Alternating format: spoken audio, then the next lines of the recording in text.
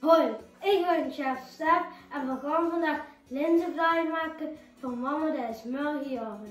De vulling heb ik zelf gemaakt, de jam van opa. Gele bastardsuiker, meel, suiker in een mengkom, bakspray, boter en een pizzaschnier, bakpoeder, vanillesuiker, een werksel, amandelschafsel, 2 eitjes, zout, koek en speculaas, krieën, een bakvorm en een vleesgodder. Goed, we gaan beginnen. Ik begin met 400 gram melk. Dan doe ik een bakje bakpoeder hier. Dat reur ik goed erin.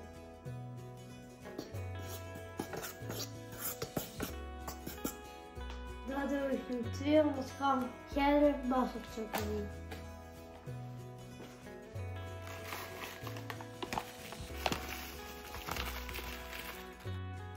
Ook een tuutje vanillesuiker.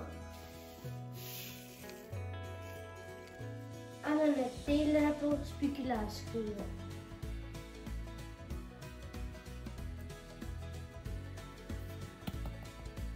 Dat reur ik goed doorheen.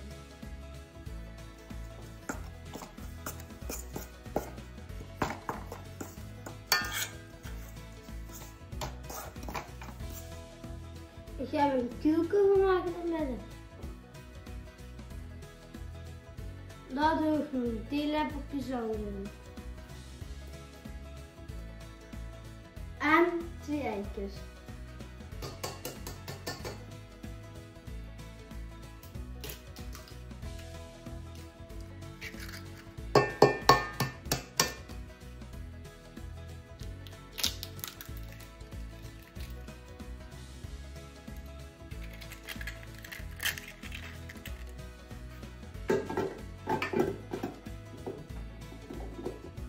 Ik ga deze menghak gebruiken.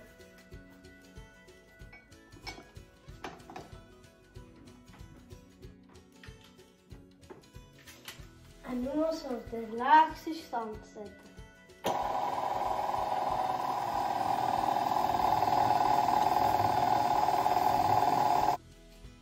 In de tussentijd doe ik 150 gram boter wijgen.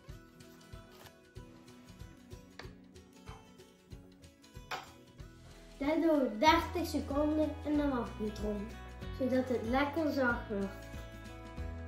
Dit doe ik dan nu bij.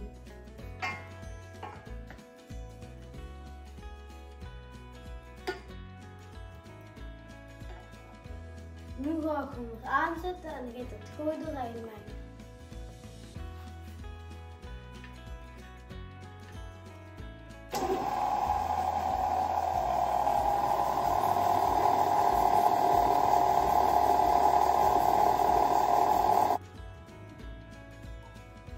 Zoals je ziet is de deeg dikker geworden. Is het nu te droog, dan kan ik er een beetje melk erbij doen. Als het een beetje te plekkerig is, dan doe ik gewoon nog een beetje meel bij. Ik ga hem er nu afhalen en dan gaan we even met de hand eraf kneden.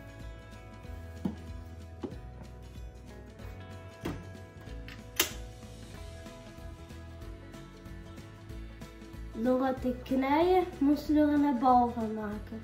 Nog een klein beetje meer knijden en dan is het rond. Ik heb van de deeg 2 gelijke ballen gemaakt.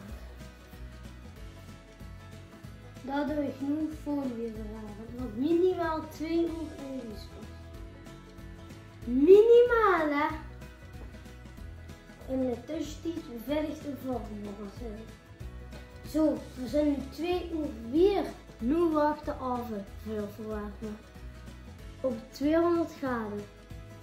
Van einde bol ga ik de bal maken. Dan haal ik dus goed zo groot wie de vorm. Heilig als er een beetje bakpapier onder is.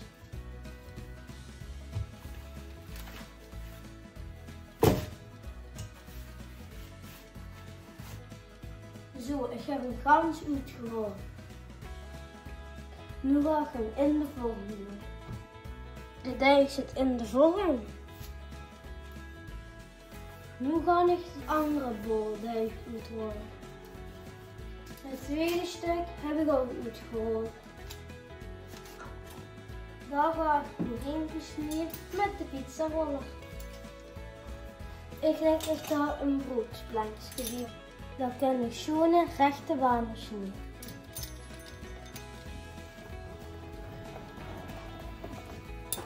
De ring is klaar. Nu ga ik de jam van oven doen.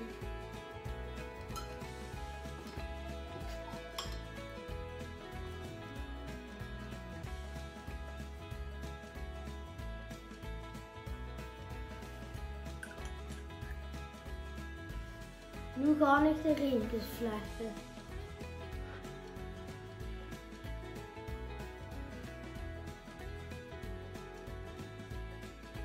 Nu strijf je nog het suiker over de riempjes.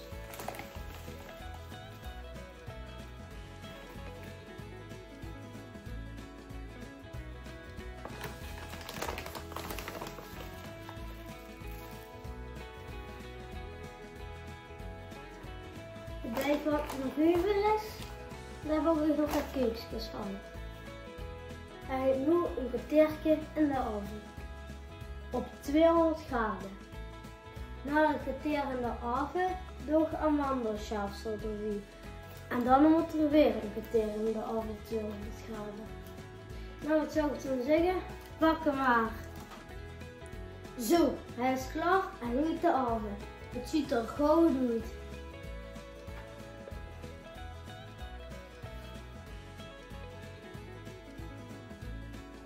Hij moet nu een paar uur in de vorm blijven om af te kunnen. Dus ik kan hem niet gaan proeven. Jammer hè. Maar hij is eigenlijk wel niet voor mij. Hij is voor mama. Want die maar verjaardag is. Dit was het maar weer. Tot de volgende keer.